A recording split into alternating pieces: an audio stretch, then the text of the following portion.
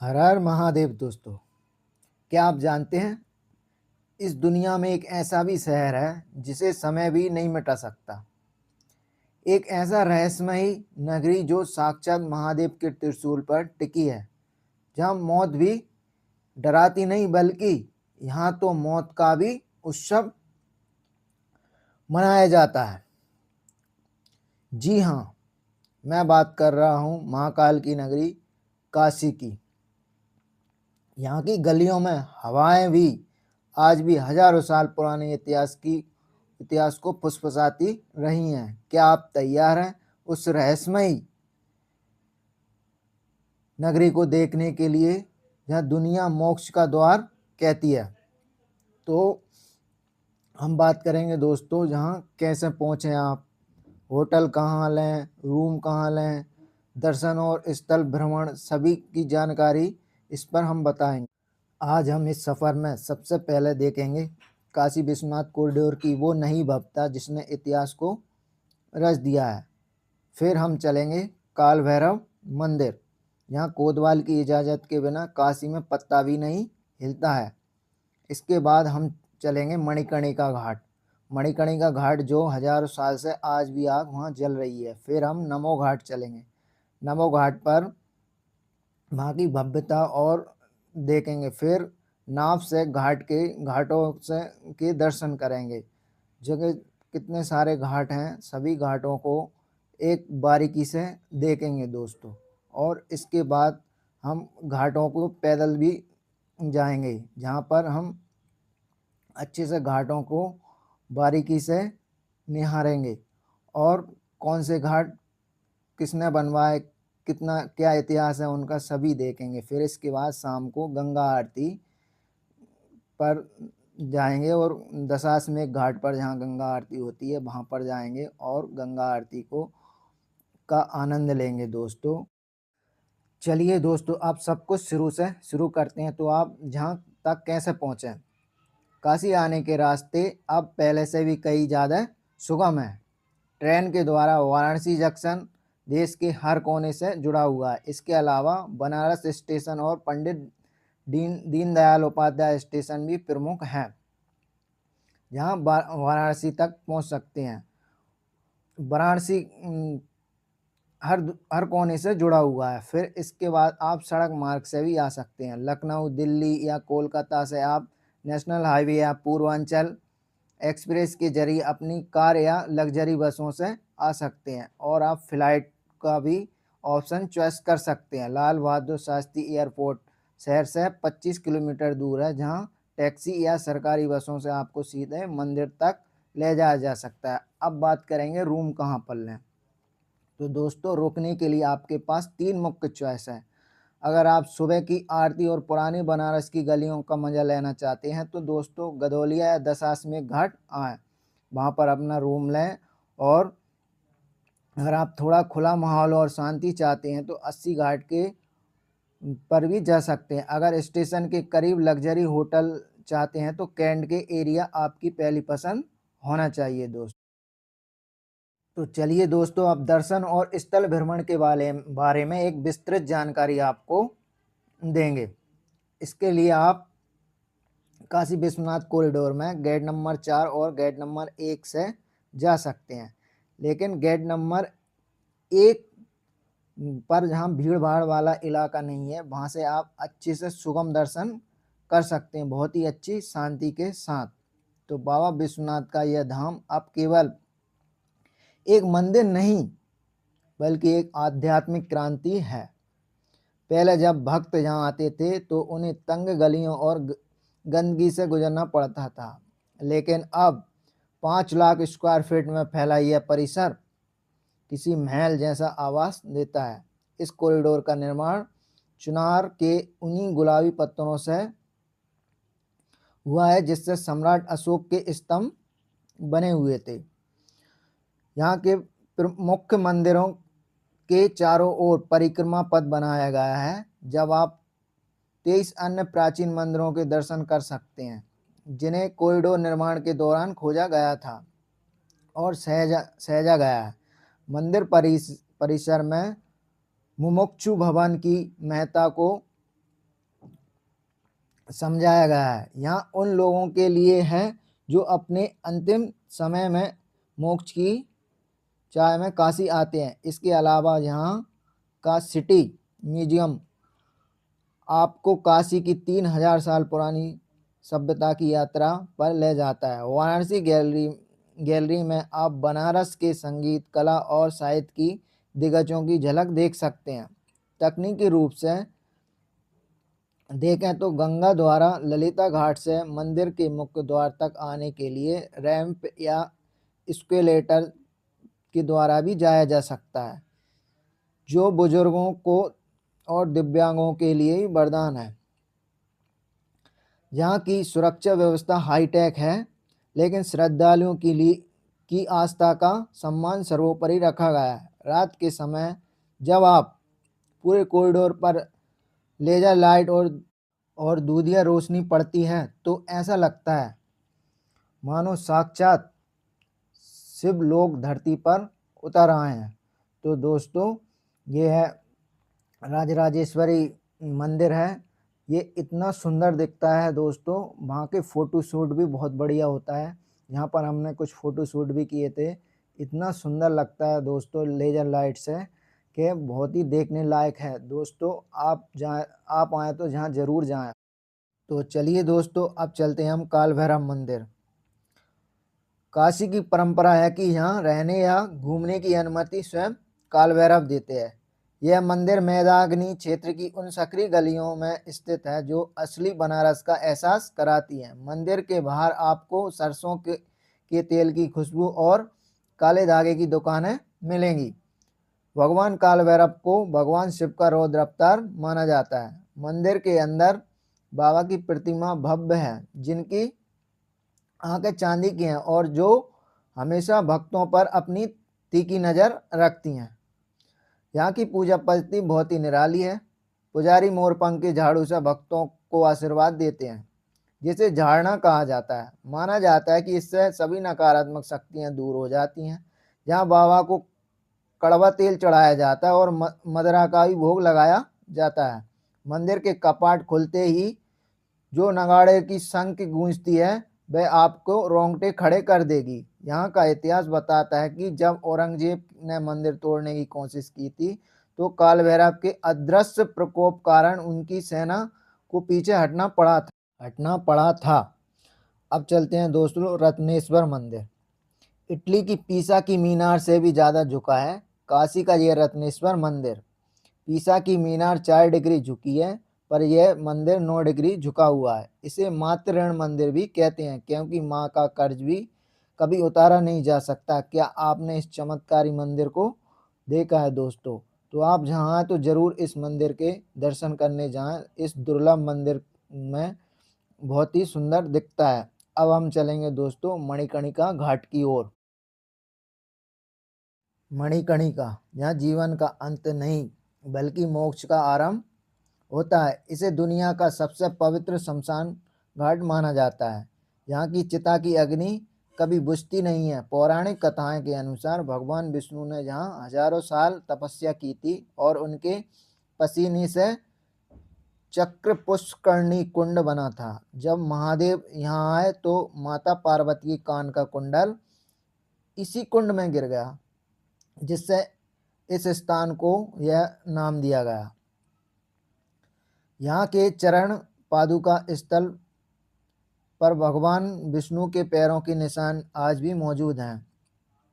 यहाँ डोम राजा के परिवार का विशेष महत्व है, जिसके बिना अंतिम संस्कार की अग्नि प्राप्त नहीं होती है। मणिकर्णिका पर खड़े होकर आप एक तरफ लाशों को जलते देखते हैं और दूसरी तरफ जीवन को सामान्य रूप से चलते हुए। यहाँ का स्थान इंसान को अहंकार से मुक्त करता है। यहाँ आने वाले हर सबको गंगा जल से स्नान कराया जाता है और बाबा विश्वनाथ की ओर तारक मंत्र मिलने से मान्यता है कि इस घाट का हर पत्थर वैराग्य की एक कहानी कहता है। यहाँ की राख में भी एक पवित्रता है जिसे काशी के साधु अपने शरीर पर मलते हैं। तो चलिए दोस्तों, इसके बाद हम चलेंगे नमो घाट। नमो घाट में जहाँ पर हम नमो घाट का आनंद लेंगे। नमो घाट वाराणसी का, जिसे नमस्ते घाट भी कहा जाता है, काशी के पर्यटन का नया केंद्र है। यहाँ की सबसे बड़ी विशेषता है कि स्टील से बनी नमस्ते की 3 बड़ी आकृतियाँ जो भारतीय संस्कृति के अभिवादन का प्रतीक है। यह घाट पुराने बनारस के घाटों से बिल्कुल अलग है और आधुनिक है। इसे जल, थल और नभ तीनों से जोड़ा गया है। यहाँ एक हेलीपैड भी बनाया गया है, जहाँ से पर्यटकों को काशी का हवाई दर्शन कराया जाता है। यहाँ बच्चों के लिए खेलने की जगह, लाइब्रेरी और एक बड़ा फूड कोर्ट भी है, जहाँ आप बनारस व्यंजनों का भी आनंद ले सकते हैं। इस घाट को इस तरह से डिजाइन किया गया है कि बाढ़ के समय भी इसे नुकसान नहीं पहुंचता। ओपन एयर थिएटर सांस्कृतिक कार्यक्रम का केंद्र भी बनता जा रहा है। रात के समय जब यहाँ की लाइट गंगा के पानी में प्रतिबिंब होती है तो नज़ारा जादुई लगता है। यहाँ की साफ सफाई और बैठने की उत्तम व्यवस्था है। इसे परिवारों और युवाओं के लिए सबसे पसंदीदा जगह बनता जा रहा है। तो मेरा सुझाव है आप नाइट में आएँ और नाइट में इसका नाइट शो देखें, बहुत ही सुंदर लगता है। अब इसके बाद हम चलते हैं, नाव से घाट दर्शन करेंगे।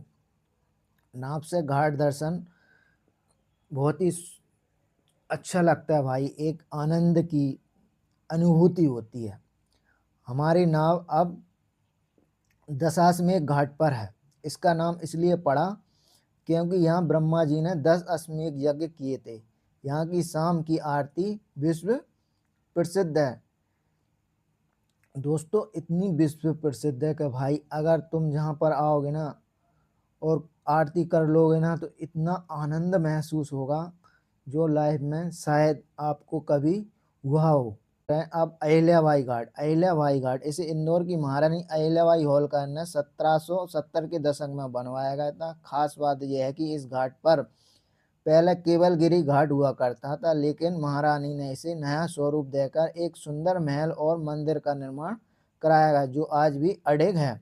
अब चलते हैं दरभंगा घाट। यह राजा दरभंगा नरेश ने बनाया था। इस किले के अंदर एक लग्जरी होटल भी है, जिसे ब्रजरामा पैलेस कहा जाता है। बनारस का यह सबसे महंगा होटल है, जिसका एक दिन का किराया 25,000 से लेकर 60,000 तक है। इसकी अपनी एक एलिवेटर यानी लिफ्ट भी है, जो इसे बाकी घाटों से अलग करती है और एक खास बनाती है। तो अब इसके बाद हम चलेंगे चौकी घाट। चौकी घाट, यह घाट अपने विशाल पीपल के पेड़ के नीचे स्थापित नाग की देवताओं की मूर्ति के लिए प्रसिद्ध है।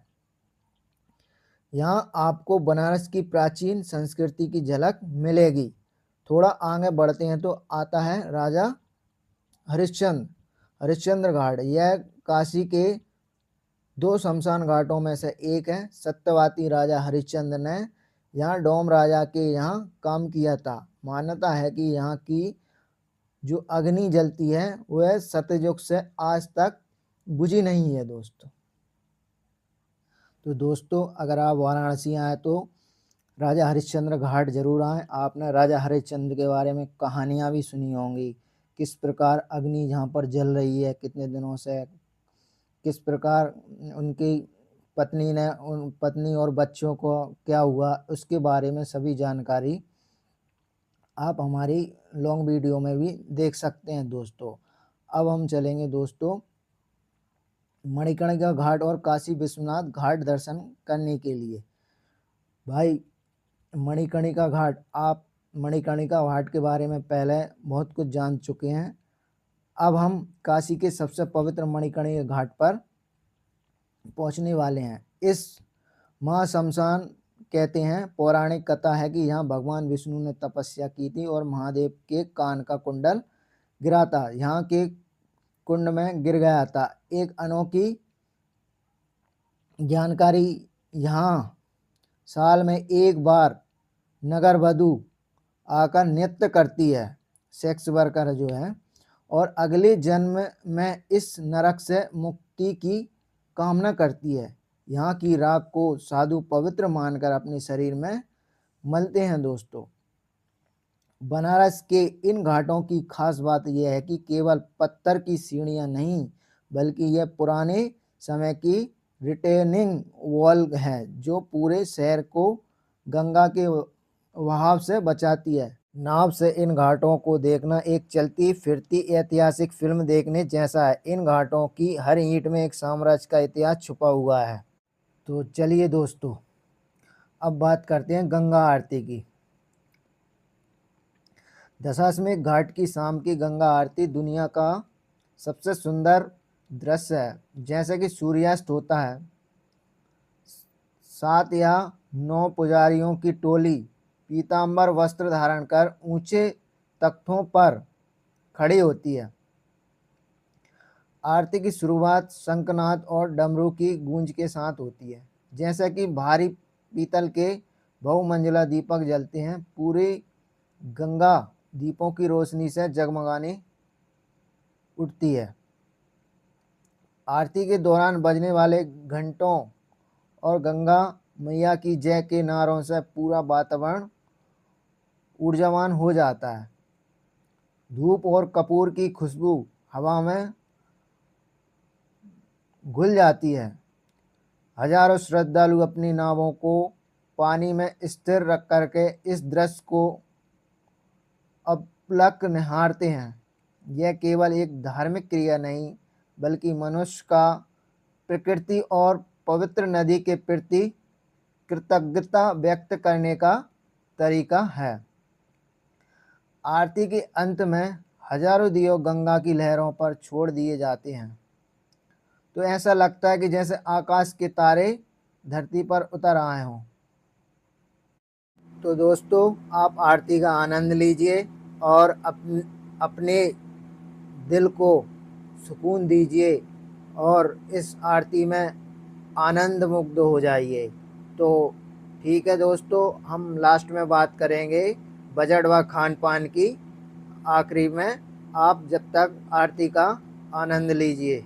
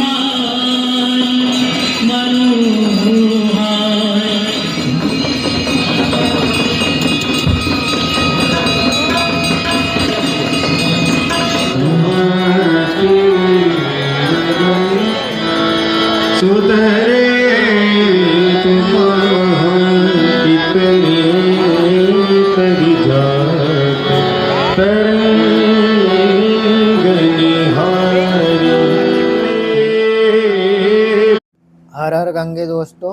तो अब बात करते हैं बजट व खान पान और रहने पीने की कितना कुल बजट आता है। खाने पीने और रहने का कुल बजट 3,000 से 5,000 प्रति व्यक्ति के बीच आता है। यह शहर हर किसी के लिए हर बजट में अपनी वहाँ फैलाए खड़ा हुआ है। हर हर गंगे दोस्तों। तो दोस्तों हमारे वीडियो को आप ज़्यादा से ज़्यादा शेयर करें अपने मित्रों और दोस्तों के साथ। तो कैसा लगा आपका यह वीडियो कमेंट में ज़रूर बताएं। हर हर गंगे।